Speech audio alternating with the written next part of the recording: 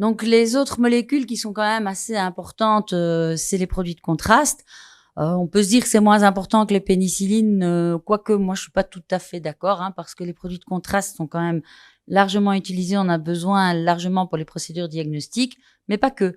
En thérapeutique, au niveau des cardiologues, maintenant les radiologues de plus en plus, ils ont besoin pour traiter nos patients d'utiliser les produits de contraste.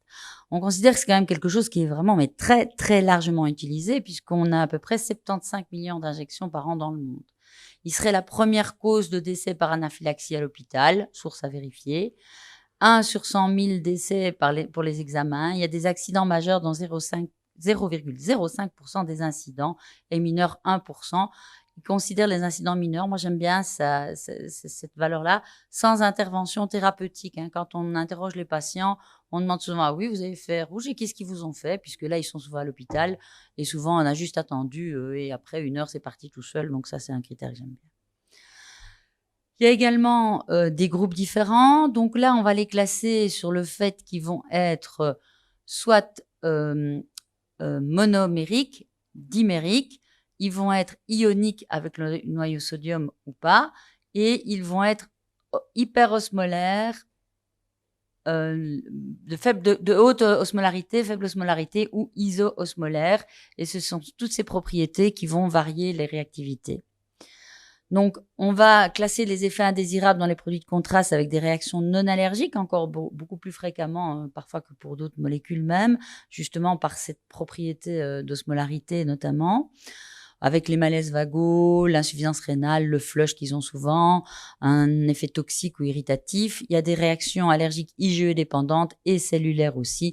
Donc, on rejoint toujours un petit peu tout ce que l'on a dans les médicaments.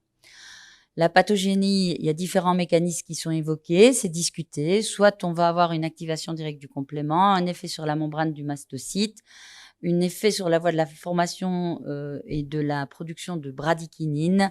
On va parfois voir que ça altère l'activité plaquettaire et la paroi de l'endothélium. L'effet hyperosmolaire lié et mécanique lié aux propriétés des produits de contraste est très important. On verra qu'on en avait plus avec certains produits de contraste que d'autres. Et puis, on a les mécanismes de la classification de Guellecome. Facteur de risque de l'allergie aux produits de contraste, hypersensibilité non allergique aux produits de contraste et asthme. On ne va pas dire que c'est un facteur de risque, mais c'est vrai que si vous avez une réaction, que le patient a un asthme instable, il peut avoir une crise spastique plus significative. Donc, ce n'est pas un risque de réagir, mais la réaction pourrait être plus forte.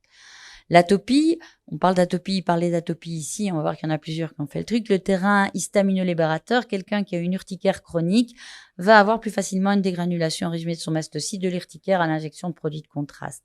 Mais on n'est pas vraiment dans les réactions d'hypersensibilité. Et ça peut être prévenu par le traitement d'un antihistaminique avant l'examen. Dans l'hypersensibilité allergique, les facteurs de risque accrus, à part le fait qu'on a déjà réagi à un contraste, il n'y a pas grand-chose d'autre. On ne considère donc pas dans les risques allergiques que l'asthme, donc dans l'hypersensibilité allergique au contraste, que l'asthme est un facteur de risque. Les bêta-bloquants non plus, on a vu qu'on les enlevait parce qu'ils augmentent la réaction, mais c'est pas un facteur de risque d'allergie en tant que tel. Il n'y a pas de réaction croisée entre les produits de contraste iodé et les produits d'IRM. Donc, si j'ai réagi à l'IRM, je fais un contraste iodé sans faire de test. On ne va pas. Les médicaments iodés et les produits de la mer, mais non, l'allergie à l'iode n'existe pas, ce n'est pas l'iode. S'il y a eu de l'isobétadine avant et qu'on a réagi à l'isobétadine, c'est la povidone iodée dans l'isobétadine, ce n'est pas l'iode et il n'y a pas d'allergie croisée entre les deux. Et les antécédents de réaction anaphylactique à d'autres médicaments ne sont pas un facteur, que le produit de contraste ne sont pas un facteur de risque.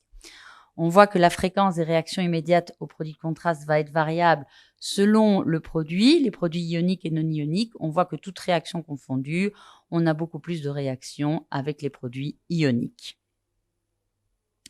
Les manifestations cliniques, c'est les manifestations cliniques des réactions immédiates. Je ne vais pas revenir dessus. On l'a déjà vu hier, on en a reparlé un peu dans les pénicillines. Il y a juste une petite chose ici dans les produits de contraste.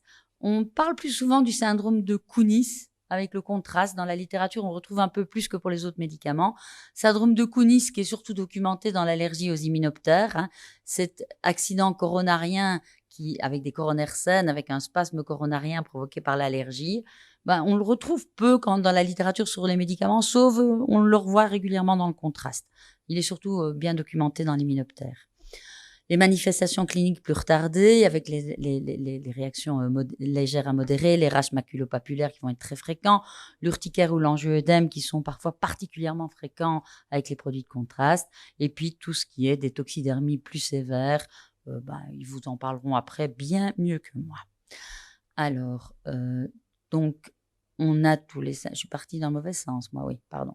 Les manifestations cliniques retardées, on passe. Toujours avoir en mémoire, ça ils vous le rediront, mais ça c'est le tableau simplifié, il peut être plus important, mais dans mon anamnèse, avoir en mémoire avant de tester, toutes ces délais de chronologie, cette sémiologie de chronologie qui est hyper importante, et les lésions pour déterminer si j'ai une réaction retardée, si j'ai une toxidermie sévère ou pas. Toxidermie très sévère que vous n'aurez pas souvent en dehors qu'elle soit passée en urgence à l'hôpital. On a avec les produits de contraste beaucoup de manifestations non allergiques, de chaleur, de flush, des nausées, des malaises vagales. Dans l'heure après l'injection, c'est de résolution spontanée et il faut vraiment faire le diagnostic avec l'hypersensibilité allergique. Un dosage de tryptase peut nous aider, on ne l'a pas très souvent non plus, même chez nous. Les anesthésistes le font, les urgentistes commencent à le faire chez nous. Les radiologues, c'est pas encore gagné. Mise au point diagnostic sur place, essayez de voir l'examen clinique, les paramètres, c'est important, l'évaluation de l'échelle de Messner, le dosage de tryptase éventuellement, des photos, ça c'est bien, j'essaie de faire passer à mes collègues, faites des photos et bien noter le timing et le produit utilisé. Parfois, on voit les patients qui arrivent et on n'arrive pas à savoir quel contraste à utiliser, c'est assez compliqué. À distance, consultation d'allergologie, délai des tests cutanés optimal comme pour tous les médicaments, après 6 semaines de l'incident et si possible dans les 6 mois. On voit ici un tableau qui reprend ici le Brokoff encore, on voit nettement diminuer la sensibilité de nos tests cutanés à distance de l'épisode allergique. Mise au point diagnostic des tests cutanés, est-ce qu'il faut faire des tests cutanés pour les produits de contraste? Il y a beaucoup de papiers qui vont dans ce sens-là. Eux, ici, contrairement à ce qu'on a dit, ils trouvent carrément 50% dans les hypersensibilités immédiates de testing cutané positif. Ça, je l'ai mis là parce qu'ils en retrouvent étonnamment beaucoup. C'est vrai qu'on va avoir un intérêt à le faire, notamment pour tout ce qui est d'exclure les réactions d'allergie croisée et trouver les alternatives. Les tests cutanés sont très intéressants. Quel test cutané allergique? Toujours sous surveillance, arrêter les médicaments comme usuellement. Il y a une fréquence de réactions croisées qui est élevée, donc il faut tester, si possible, tous les différents produits de contraste. Faire des tests cutanés en préventif avant un examen, il n'y a pas de test prédictif en allergologie, donc ça non. On va des lésions de 10-2 à pur pour les prick tests avec les différentes molécules testées. Les intradermaux de 10-3, 10-4 à 10-1, ça, c'est quand même les recommandations de l'ENDA EACI, voire pur effet irritatif. Donc, c'est vrai que toutes ces allergies, c'est time consuming. Et ce qu'on voit de plus en plus, comme le score PenFast, c'est qu'il y a des tas d'écoles. Ici, c'est écrit petit, je suis désolée, mais c'est l'école de Strasbourg. Ils ont fait des tests cutanés sur les suspicions d'allergie au contraste. Le prick, et puis d'emblée, le test pur. Et on voit quand même qu'ils ont sur les patients testés un certain nombre qui étaient positifs et lorsqu'ils ont retesté à 10-1, ils n'étaient plus positifs. Donc, ça demande quand même d'être validé, mais c'est clair que vous allez avoir des orateurs et puis des gens qui vont aller à 1 sur 1. On en fait beaucoup avec ma collègue et nous, on trouve qu'on a quand même pas mal de faux positifs. Voilà, ça c'est, je vous donne mon expérience et puis ici, ça n'enlève pas les faux positifs et c'est une étude récente de Strasbourg. Alors, lecture à 20 minutes, doublement de la papule d'injection avec un érythème associé. Il y a une valeur prédictive négative qui est faite, positive élevée, mais prédictive négative faible. La sensibilité augmente dans les réactions modérées à sévères. Donc, il faut les tester tous. Dans les réactions retardées, c'est une moins bonne valeur pour les réactions retardées, ça reste moins clair, il faut toujours rester prudent. Les réactions retardées sévères, c'est les centres d'excellence qui s'en occupent et la valeur prédictive négative est beaucoup moins bonne. Les patch tests, c'est discuté. Les autres apports, il n'y a pas d'IgE spécifique. Les tests d'activation des basophiles, ils ont quand même été bien étudiés dans des centres d'expertise pour le contraste et peuvent être utiles. Le test de provocation et la dose test, oui, dans la plupart des cas, nous on le fait, il faut toujours évaluer le rapport bénéfice-risque en cas de réaction immédiate et on va voir qu'il y a des organigrammes qui se dessinent. Ici, c'est les pourcentages de réactions positives des tests cutanés dans les réactions immédiates. On voit que dans les réactions immédiates, il y en a qui vous trouvent 100%, d'autres qui vont vers 20%, pour des scores toujours entre 20 et 30 patients.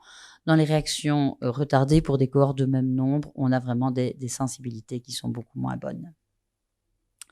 Test de provocation, le position paper de Lackey en 2020. Il faut essayer, pour eux, c'est intéressant d'essayer de faire le test de provocation au moment où on a besoin de l'examen en radiologie. Ma foi, on arrive parfois à le faire quand c'est dans l'hôpital avec les radiologues. Maintenant, c'est pas toujours facile, donc nous, on fait quand même souvent nous-mêmes le test de provocation. Les Américains n'ont pas de guidelines, ça reste controversé et il y a des publications de réactions même après des tests cutanés négatifs à certaines alternatives.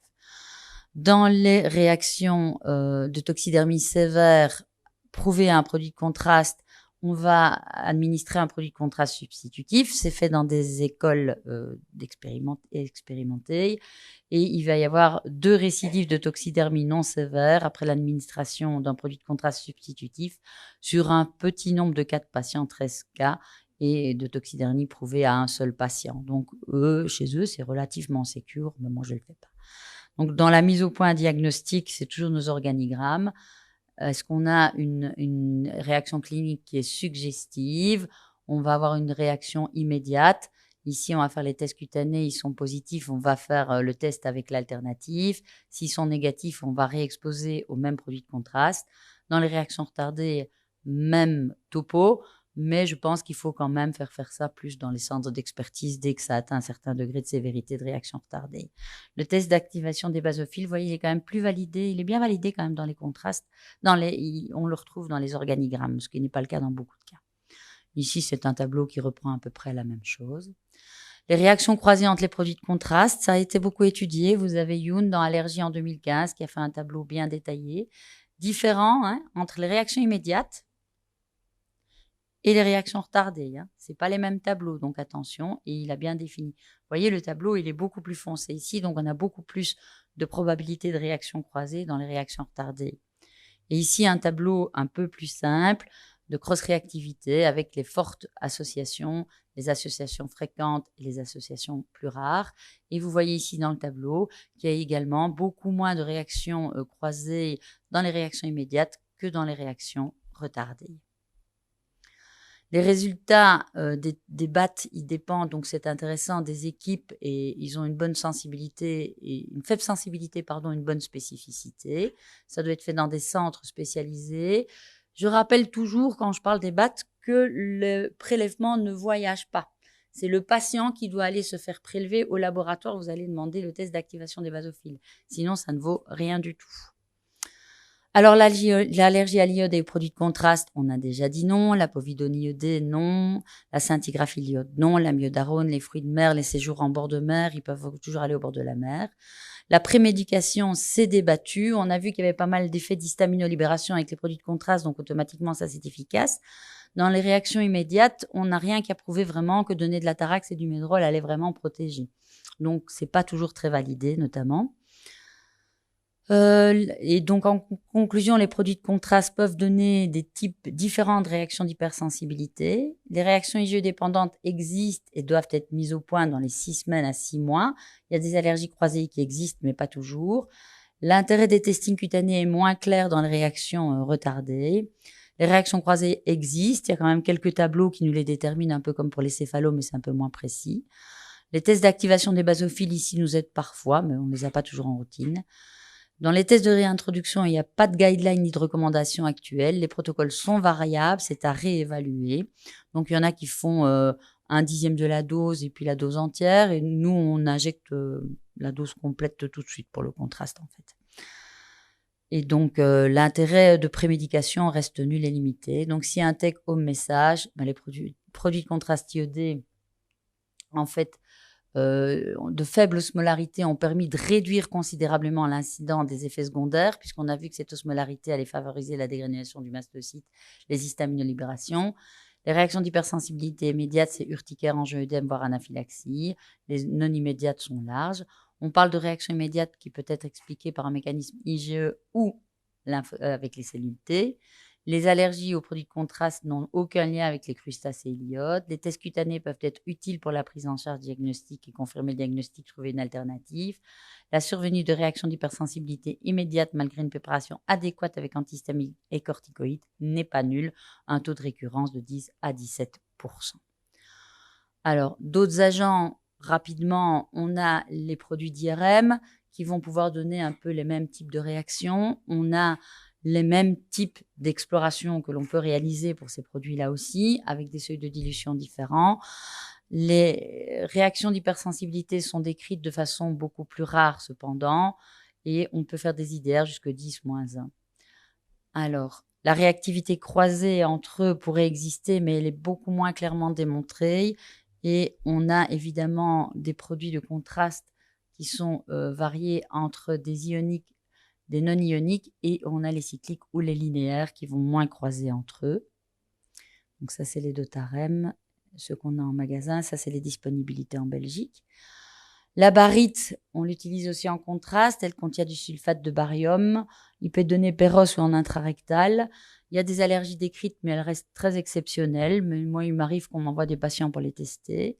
Il n'y a pas de réaction croisée avec les produits de contraste iodé. Ça peut contenir des additifs responsables de sensibilisation, parabènes, carboxyméthylcellulose notamment. La fluorescéine, j'y arriverai. Mais ça, c'est quelque part, nous, les ophtalmologues, on les embête beaucoup. Moi, je les embête beaucoup avec leur céphalo qu'ils injectent en intraoculaire et avec la fluorescéine. Mes amis, je leur dis, vous n'avez qu'à avoir un épipène à votre cabinet. Il y a des cas d'hypersensibilité immédiate qui sont décrits, c'est clair, de l'urticaire, des réactions légères. Il y a déjà eu des cas de décès par anaphylaxie. Les tests cutanés sont peu fiables et peu sensibles. On fait des prics, des IDR, mais c'est pas très validé.